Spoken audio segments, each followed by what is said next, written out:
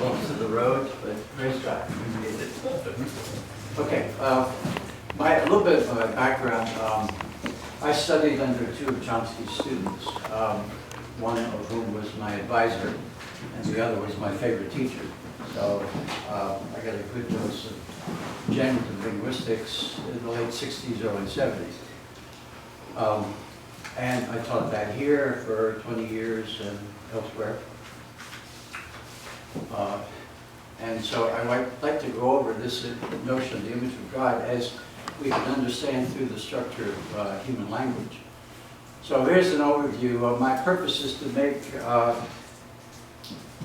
some applications from our understanding of language in order to shed light on what it is that God calls us into a relationship by which we are made in His image.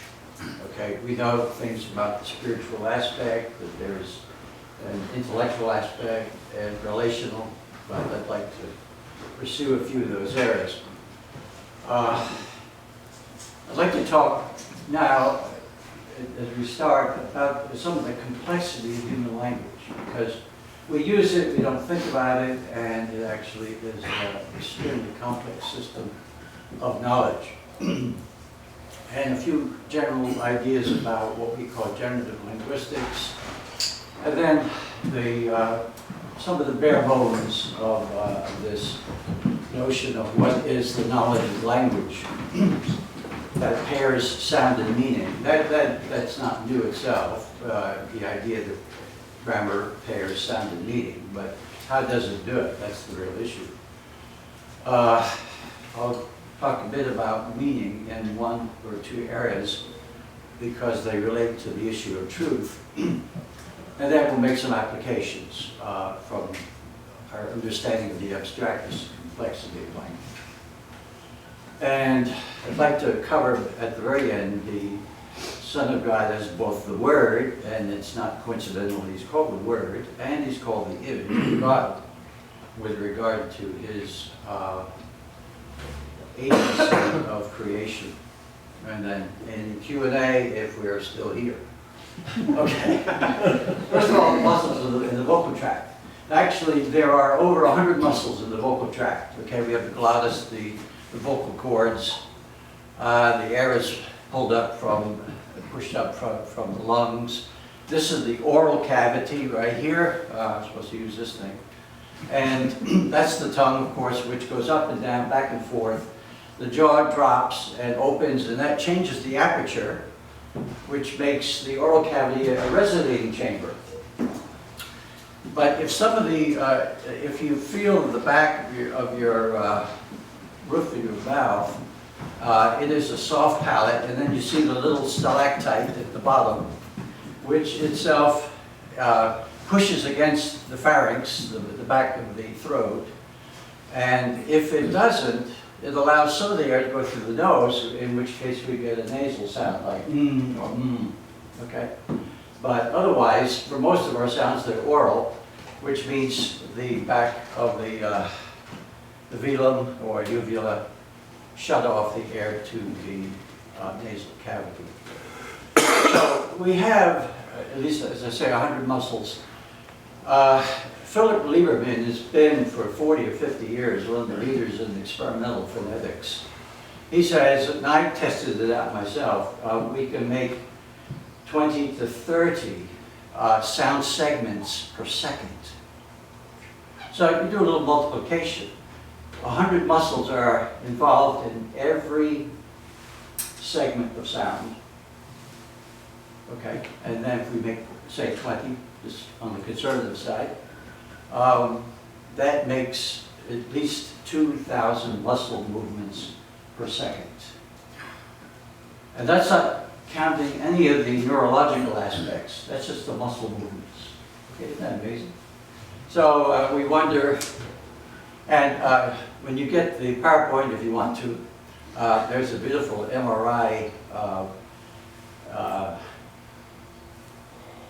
video of the whole operation working for about 20 seconds. They're very, very interesting. So are we designed to use language? Okay, that's a question in the back of our mind. But first we'll go over the cognitive structure of what it is, okay? So first of all, the term generative just means a grammar that has rules or specific principles. Okay, so there are different kinds of generative grammars. Okay, the one I studied and have worked on is done by Chomsky, who himself is, of course, the leader. And most people in cognitive science say he has done an awful lot to advance cognitive science over the last 60 years. And in fact, he has done research for 60 years. He just retired from MIT. He started out as an instructor in 55. And in 57, he wrote Syntactic Structures, and everybody said, who is this guy, you know? And in 1959, he wrote a review of B.F. Skinner's book called Verbal Behavior. And more people know what the review is than Skinner's book. And I can guarantee that many or most of the introductory textbooks to psychology have his review in it. And so just to show that language is far more complex than what we may learn from a blank slate through imitation and repetition, operant conditioning, and so forth. So he has always had two areas of, two goals. One is the level of descriptive adequacy. What are the rules or principles which determine one's subconscious knowledge of language? He calls that competence. What it is do we know that allows us to pair sound and meaning over an infinite range of sentences? The fact is, every sentence we make, nearly, is a novel sentence. We rarely repeat ourselves, except for how are you and so forth, okay? And likewise, we understand them. We don't realize that there is indeed the fact that our language use is creative. It's just not something we think about at all. The second level is a much deeper one, and that is, what are the structures of the mind which are fixed such that any language can be acquired given exposure? So if a child is raised in, let's say, Japan, the child will learn Japanese. It's the exposure to a language that would trigger certain of these principles to apply in particular ways. But the underlying principles are the same. And we'll go over that. He calls these things universal grammar, this set of principles, or faculty of language, which is a translation from the French, from the Cartesian linguists, or grammarians, or the I language, which is what he calls the initial state. What is it that the child is born with that triggers all this mechanism to acquire a particular language? So this is what we are concerned with today in terms of the general quest of linguistic theory. So our knowledge of the language is subconscious. We're not aware at all of the principles involved in how we form sentences. We just do it, okay? And likewise in interpreting. In fact, interpretation is so intricate that it's even hard to unravel how we can process things and know what we're saying without any real effort. But it's very clear there are units, discrete units. We could say sounds, and then of course at the lexical or word level, these are units. And then there are the computations or the principles that combine these discrete units to form structures which eventually become sentences. So the principles of universal grammar are fixed, but there are some areas of variation which we call parameters, and adjustment of those parameters will account for different languages. For example, English is a subject-verb-object language, right? And so the head, the verb, precedes the object. And we have prepositions plus noun phrase, or prepositional phrases. Japanese, on the other hand, and correct, is an SOV. It's a subject-object-verb language. And the head follows the object. That is, the verb follows the object. And instead of prepositions, they have postpositions. So they have a noun phrase, and then the postposition after. So that's one parameter of the head of a phrase or construction. And that accounts for the differences that we find in languages, among other changes. So we see that there's an underlying sameness of language, which means basically, if a Martian came to the US, to the world, the Martian would say, they all speak the same language except their vocabulary is different, or there are fringe areas, peripheral areas that are different. Okay? We are innately equipped with the same mental structure. Okay, so no matter where we are, we will learn the language of that area. Chomsky has often talked about the poverty of stimulus. That is to say, we see children acquiring a language basically without effort. Now, parents often think they're teaching their kids a language, but it's not really so. They may work on certain sounds or certain words, but the child has to be at a certain stage in order for that to happen.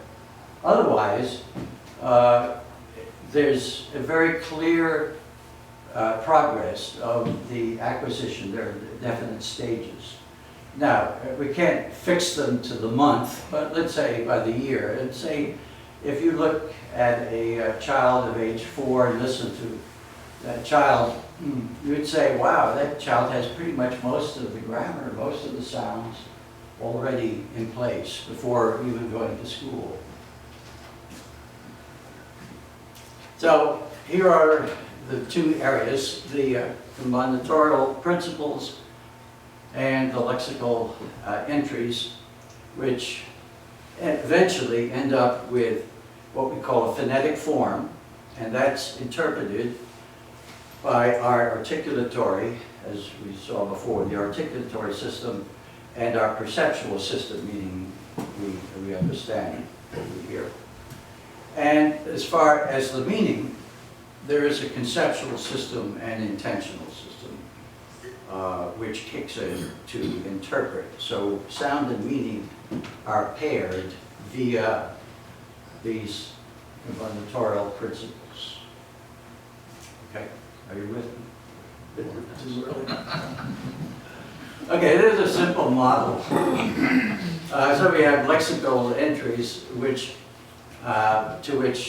we apply syntactic rules, and they are recursive. I'll talk more about that. Principles are applied over and again in particular ways, and they yield phonetic form, logical form, and then they go to these systems that actually produce sounds and determine the meaning. Okay, so it's all rule governed.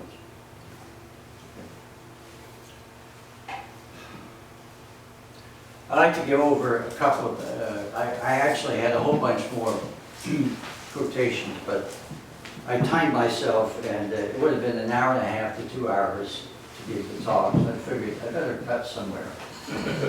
And here's one. Here, just two samples of his description. A language is a system of remarkable complexity. To come to know human language would be an extraordinary achievement, and I love this, for a creature not specifically designed to accomplish this task. A normal child acquires this knowledge on relatively slight exposure without specific training. And more recently, language acquisition seems much like the growth of organs. So he thinks language is like a mental organ, which develops, over time. And it's not something that the child does, but it's something that happens to the child.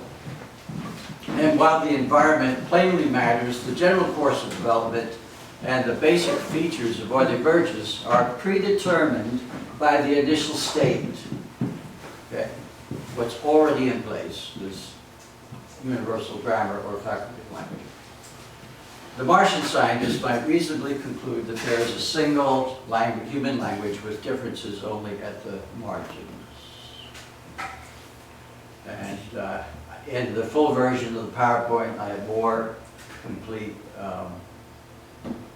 quotations over a period of over 50 years of his work.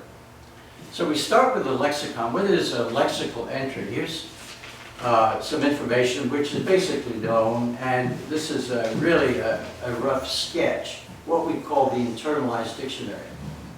So here we have sounds, which we call phonemes. That is, they are contrastive units in English. T, a, okay, take. And they're called phonemes. However, we can further analyze these phonemes into what we call distinctive features, or phonetic features that distinguish a certain sound from another sound. For example, the first one is a sonorant, which means that it is not a sonorant. The minus means it is a minus value. And these are distinguished in terms of binary features, okay? Plus and minus. So a sonorant would be something like a vowel, okay, that you can sustain. It's what we call the nucleus of a syllable. Any syllable you make has to have a sonorant in it to make it such. It's not a continuum. It means it's a stop sound. It's coronal, which means that the placement of the tongue is toward the front of the mouth. Okay. And it is devoiced, which means the air passage goes through unhindered. No vibration, which means there's no voicing. The E is obviously a sonorant, and these refer to the position of the tongue, high, minus low, minus back. That is, it's a central and front vowel. I can't go into that, but there are grids of where the vowels occur with regard to the placement of the tongue in the oral cavity. Okay. It's also a tense vowel, and sometimes we call those diphthongs. I don't know if that rings a bell. The K is much like the T, except it is not coronal, which means it is the articulation point is in the back of the mouth. So if you say you feel the back of the tongue touching the soft palate, whereas you feel the front of the tongue touching what's called the alveolar ridge. That's the part that burns when you eat pizza. These are distinctive features. Okay? And they're just some. I just put some for illustration purposes. So that's the phonetic information. Then the grammatical information is called subcategorization features. So here we have take, which has three nouns. The first one precedes noun one, and then the verb, and then there may be up to two, certainly there has to be one noun phrase after the verb, and another one typically with two. So I gave it to John, for example. And we can describe these in terms of their thematic roles or kind of like a semantic case. Okay, so there is this movement and possession, a notion. I didn't develop that, but just to give you an idea. But the noun, the first noun, is the agent of the verb. And the second noun is the object or the patient, meaning that which is affected by the verb. And the third one is the goal or the beneficiary. So those would be the thematic relations or roles. And we can do this in predicate argument structure. So the predicate take has three arguments. okay? Non-phrases. Okay, that's just a sketch. And I'd like this quote from Chomsky: "The speed and the precision of vocabulary acquisition leaves no alternative to the conclusion that the child somehow has the concepts available before experience with language and is basically learning labels for concepts that are already part of his or her conceptual apparatus." By the age of 3 or 4, a child will acquire 30 to 40 words a day. We don't even think about it because the way it is. So the child has the concept and the label to make the words. So that is the lexicon. It has phonetic information, phonological information, it has grammatical information, and of course semantic information. The rules that are combinatorial are in fact computations, and they pair the phonetic form and the meaning through the application of these rules. This is from Jerry Fodor, who himself is one of the leading philosophers of mind, and he says that computations are principles that apply over syntactically structured objects, and they map them onto other syntactically, onto other symbols under syntactic description. Okay, so there's a mapping from one to another, and there's a specification of how that applies. That's a computation. So they apply to the lexical items which are determined by the structure within the lexicon, the internalized dictionary, and through recursion we have possibility of an unlimited number of sentences that can be generated or specified. And I'm going to use what we call a phrase marker, or it's a structured tree, which is a case here of S1, the initial sentence or the matrix sentence, has an embedded sentence within the verb phrase. So John saw that Bill was busy. Okay, so there's one embedding, the application of one recursive rule.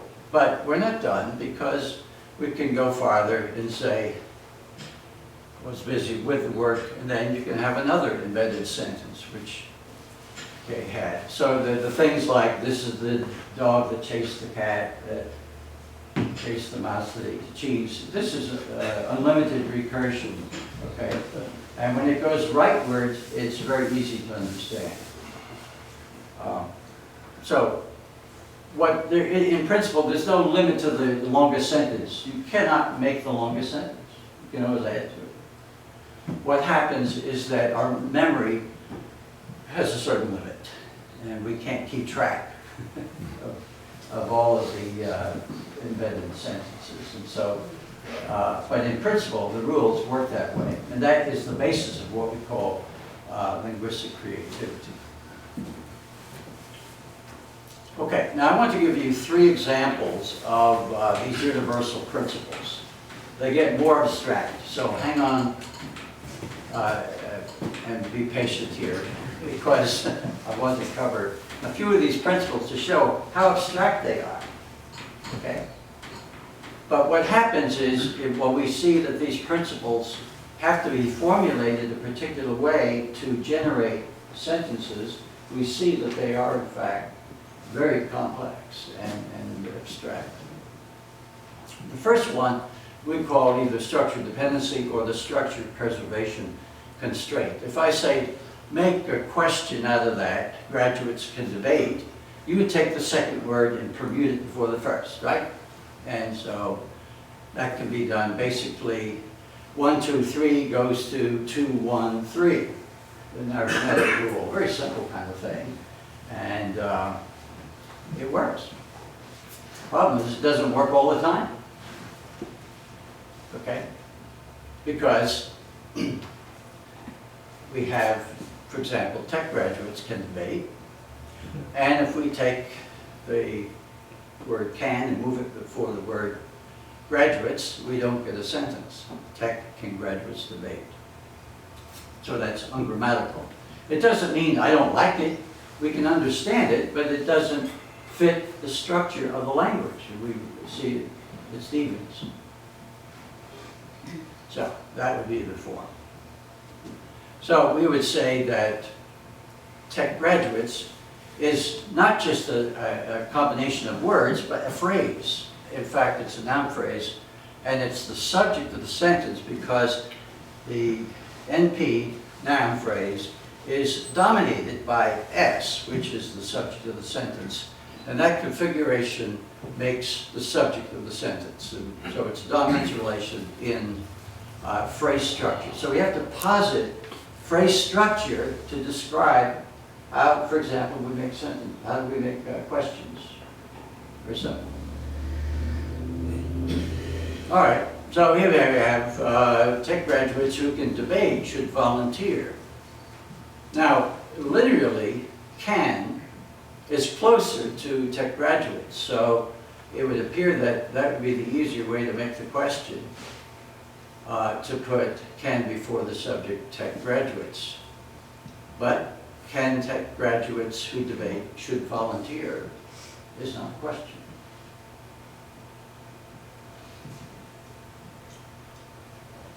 What happens, however, is that we have to analyze tech graduates who can debate as a noun phrase subject with an embedded sentence.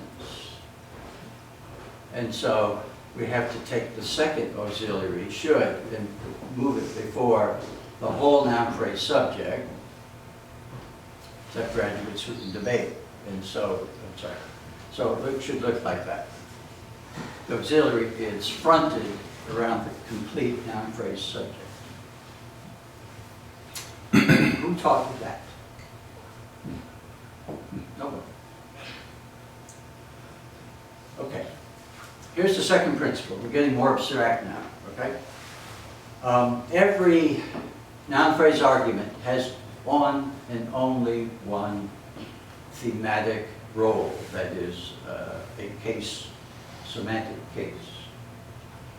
And that noun phrase argument, regardless of where we are in the derivation or the development of the structure, retains that same thematic role.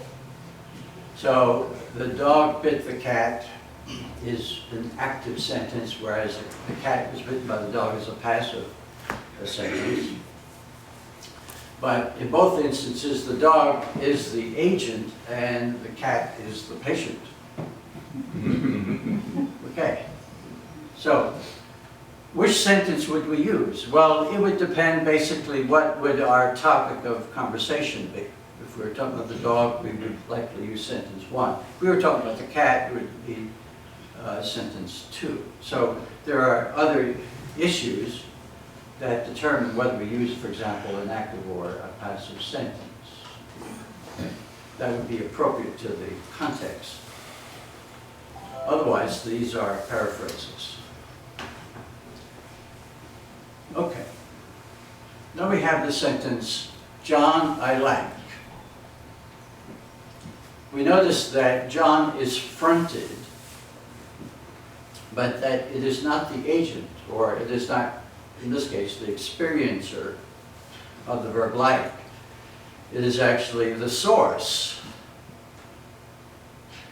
of the verb like, and I is the experiencer. Okay, so we confront this NP2 for the purpose of emphasizing the topic, which is now going to be John. Look at that. And thank you, Lauren. Lauren did my fancy work. So I appreciate this. So there should be really what we call a trace that is left here, because this node, NP2, is left unpronounceable because it has been moved to the front, and we still understand the sentence. Okay, now, John I like. Now, I've tipped you off because I have the elliptical marks here. Can you see that? I have the elliptical marks, but it looks like what we had before. Okay? So, John, again, is fronted, appears, and we have the same experience, or I invert like. However, we're going to have to reinterpret John based upon the rest of the construction, which I have so well concealed from Itzhak is the source. So, remember, only a noun phrase argument can have only one thematic role. So the thematic role is filled in here by Itzhak. Therefore, John cannot be the source of the verb. So that's the basis for reinterpreting John. So it happens that we have John. I like pizza. And what with John now is that it has become the adjunct, or it is the one to whom we address the statement, okay? In direct address, that noun phrase, John, is an adjunct, it's attached, but it doesn't have the same semantic role as the other one. Here's the third one, and fasten your seat belts, okay? This is a little more complicated. It's called seek command. It's a relation between the nodes within a phrase marker or a tree structure. So category A, seek commands, category B. If every category that dominates A also dominates B. So let me give you the diagram. NP1 is dominated by S, and that S also dominates NP2. So NP1 seek commands NP2. But it's not reversible because NP2 is dominated by VP, but that does not dominate the NP1. So where did you get that from? Okay. Linguists lay awake at night.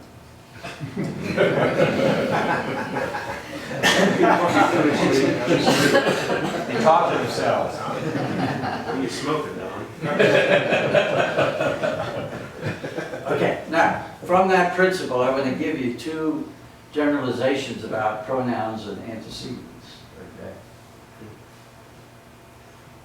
A pronoun cannot seek command its antecedent, meaning whatever the pronoun refers to cannot be seek commanded by the pronoun, the noun that it is coreferential. It is not possible. Let me show you what I mean. She said that Rachel likes sentences. These are referential indices, 1 and 2, to show that these are different people. Okay, so that's fine. However, she said that Rachel liked sciences. We cannot say that is a grammatical sentence if Rachel has as its is coreferential with she. That's an ungrammatical sentence. So here is the dominant, the seek command relation. She seek commands NP. Well, I put NP2 here just for simplicity. Rachel, which is the antecedent. So that won't work. Look at that, Lauren.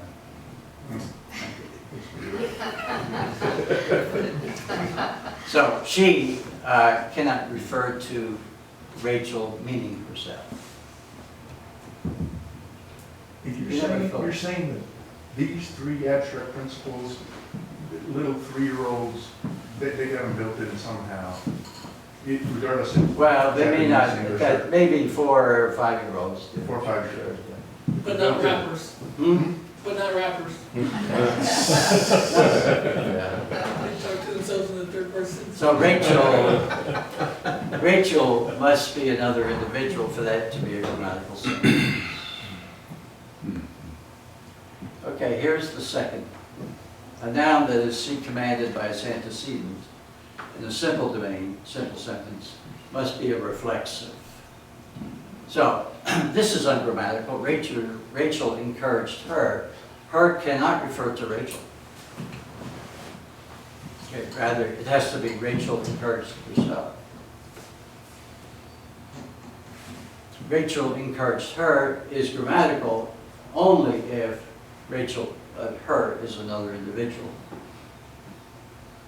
So, these are our intuitions. And any native speaker would make the same judgments. Okay, so the C command is NP1, C command's NP2, but not vice versa. So what we have is that as being ungrammatical if her refers to Rachel, whereas herself would be the only form. That's a reflexive. Okay, that's mandatory. It's not optional. One of my advisors did his PhD on reflexives, so I had a lot of exposure to reflexive pronouns. Okay. However, Rachel encouraged her is correct if her is another individual. Okay, semantics. Jerry Fodor, as I said, is a philosopher, but he worked a lot with linguists on meaning. And he advocates what we call an externalist or informational semantics, which means that the symbols in our minds reference the world, objects in the world. Okay. There is another school which says that symbols only have meaning if they have a relationship with other symbols. Okay, so it's all internal. In other words, the outside world is immaterial. Well, sorry for the pun. It is not involved here. And there are people that do believe that it's only a question of what is internal to language in regard to what something means, if it is connected to the outside world or not. Okay, and Fodor claims that the conceptual role semantics is an example of holism, meaning that the meaning of a word depends upon the entire language ultimately. Okay, if symbols can only mean what other symbols mean, then you've got a big problem here. Traditionally, linguists have also said that there is a principle called compositionality. That is, that the meaning of an expression is dependent on the meaning of the words in their grammatical or syntactic structure. So, again, going back to I like John, the meaning is not just determined by the collection of meanings of the lexical items, but in their configuration in the sentence. Okay. That's called compositionality. And of course, it relates to how we study scripture. We study the context, the sentential context, as well as the larger context. Okay, now some ideas concerning the image of God as we understand from language. I'm going to deal with the rational aspects, the intellectual and personal social dimensions, not the moral or spiritual areas. Innateness, okay? First of all, as we saw, there must be an innate structure that guides the child to acquire a language and pretty much indicates how that language is to be formed. And we see in Scripture, Genesis 1 to chapter 2, God speaking to Adam, and Adam understood. Not that he obeyed, but he understood. So, this is an argument from silence, But I would say that, Ralph, can I have or water?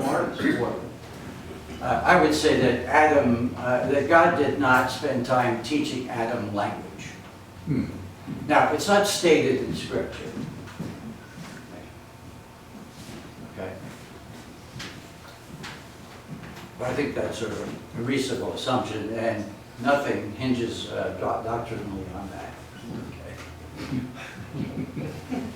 But that would imply that language is an integral part of what this image of God is about, because it's conferred only on human beings. We don't read that animals were created in the image of God. Okay, discrete units and rationality. Okay, because as we've seen, these principles are the input to the principles of combination or the computations.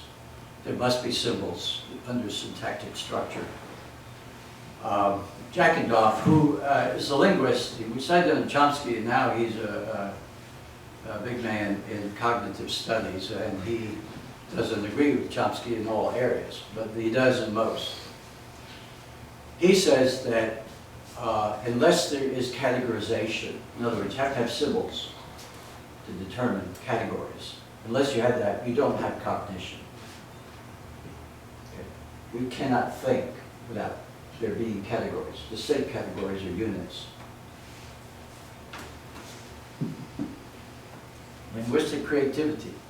Von Humboldt, Chomsky refers to him a lot, talked about having the infinite use of finite means.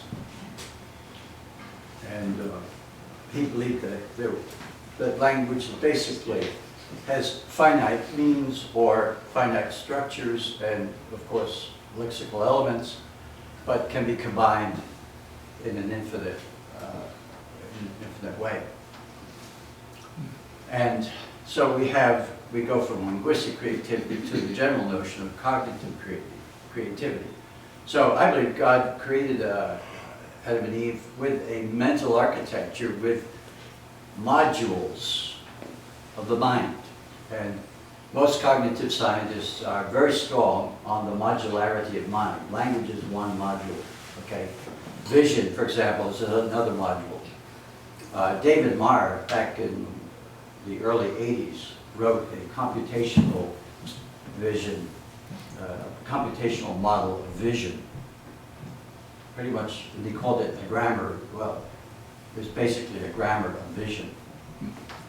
And Jackendorf is also a professional musician, and he wrote with Lerdahl a generative grammar of tonal music back in 1983. So these are just a few areas whereby there are these modules which have units which are characteristic of that particular module, and some sets of principles that combine them. And so I would say that God created the mind of Adam and Eve such that he and she could discover the world, could make sense of it, and make use of it. Okay. And have dominion and be responsible stewards over it, and finally, to enjoy God in these various forms of knowledge that he created and gave Adam and Eve the privilege to find and to determine new ways of relating parts of the world to one another. And so we have the sciences that have been developed through the discovery of how the world has been formed, and the technology, creativity, basically comes from very similar notions of a set of principles which apply to a limited number of elements. So we have creativity in the arts, I had to say architecture too. So, Good for you. literature, music, imagination, and so forth. These are causally related to the way God organized our minds. Then you have the proliferation and transfer of this knowledge to build societies. There must be a way in which one person can communicate that information to someone else. And societies cannot be built unless there is a transfer of this knowledge to others and the cooperation thereof. And obviously, it's a truism, human cooperation could not exist without the use of language, and of course it's hard enough as it is with the use of language. But an externalist view of semantics provides the feasible grounds for us to say that there is an accurate exchange of information given the honest intentions of the interlocutors, the speakers and listeners. Okay, so on semantics, for example, we see God's commands being given. Man understood them. And Adam was given the privilege and responsibility to name the animals. This is the first recorded instance of Adam's use of language, naming the animals. So you have categorization, you have naming, which relates these symbols, however he named them, they relate to the external world, okay? It didn't relate to his inner feelings, how these animals affected his feelings at the moment, but they did connect to the external world. So referential semantics, I think, has biblical basis. And if you think of how we actually live, we could not have a semantics that's simply conceptual role, because we would not know with each other how we're using those symbols, because each of us would do that. We connect them and use them in individualistic ways.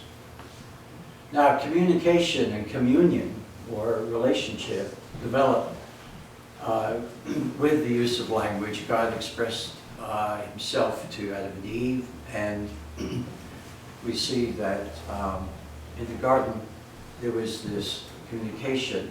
The fellowship would have developed. It talks about God walking in the cool of the evening and looking for Adam. Of course, he knew where he was, but we can imagine there was this communication and communion prior to the fall, and by means of language, the communication of thoughts to each other.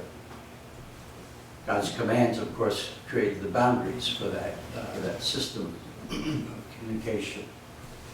So internalized language makes possible communication between people. So if I say something, I have a reasonable assurance that you are thinking about whatever I'm thinking about. Okay? It cannot be hit or miss. Okay? We could not have sciences, for example, nor any of the social sciences or arts without the communication of thoughts being transferred. Okay, so if you take a true premise and say a minor premise that you combine computationally, you get a true statement. Okay. Where things mess up is in the premises, as you know, and the way they are connected. So the conveyance of this truth is fundamental to what we say is the information flow. And truth conditions are what it takes to make a statement true. So the obvious, this is from Tarski, who is a mathematician, logician, says A is B, just in case, this is the condition, A is B.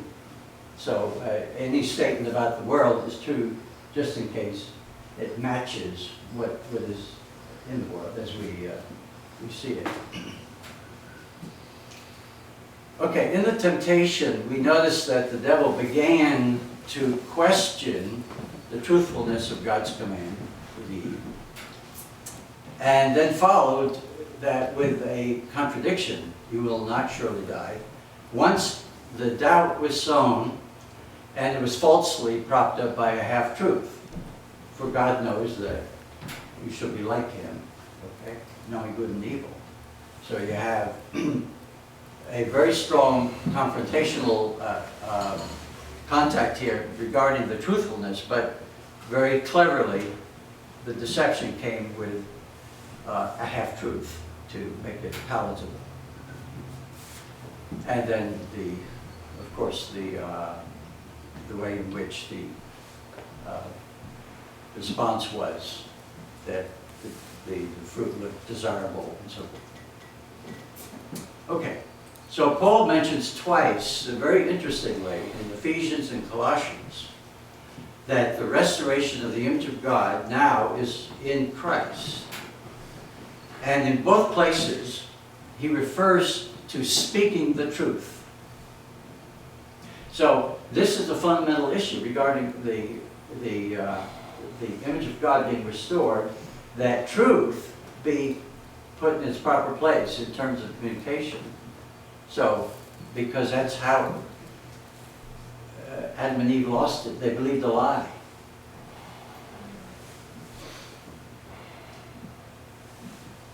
Okay. We're fearfully and wonderfully made. The more we go into it, I've only skimmed the surface here because of our time limit and so forth. But I think it's interesting. Jesus is in two of the Christological passages regarding Jesus' agency in creation. All things were made through him. He's called the Word. Okay, Word is a fundamental element in language. Okay, which expresses a concept. And secondly, he's called the image of the invisible God in Colossians. So as the Word, he expresses the very essence of the Father with whom he is one. And now as the God-man, he continues to, and from Colossians 2:9, in him dwells the fullness of deity bodily. In terms of the image of God, he is the full representation of the Godhead. He is one in essence with the Father and the Spirit. And again, we have Colossians 2:9 and John 14:8-9. He who has seen me has seen the Father. So in human terms, Jesus expresses who the Father is. So as creatures, we have a unique privilege and responsibility of bearing his image, but now it's only going to be restored in Christ, the new man, through his redemptive work. And that's God's mission. And as we grow in Christ, according to Romans and many other passages, we are being transformed into that image. So we can see that language is a sub-theme here connected with redemption. So we can rejoice all the more that God has given us language, has given us understanding of how he works, and the marvel of the complexity of what he has made us in terms of our mental structure, and coupled with our spiritual relationship restored through Christ, allows us to explore the world. And I really enjoy this, that we can explore the world, whatever our particular fields are, and see the handiwork of God, see the many ways in which he works to glorify himself and to allow us to live fully as creatures as he intended them. Okay, that's it. Thank you. Any questions?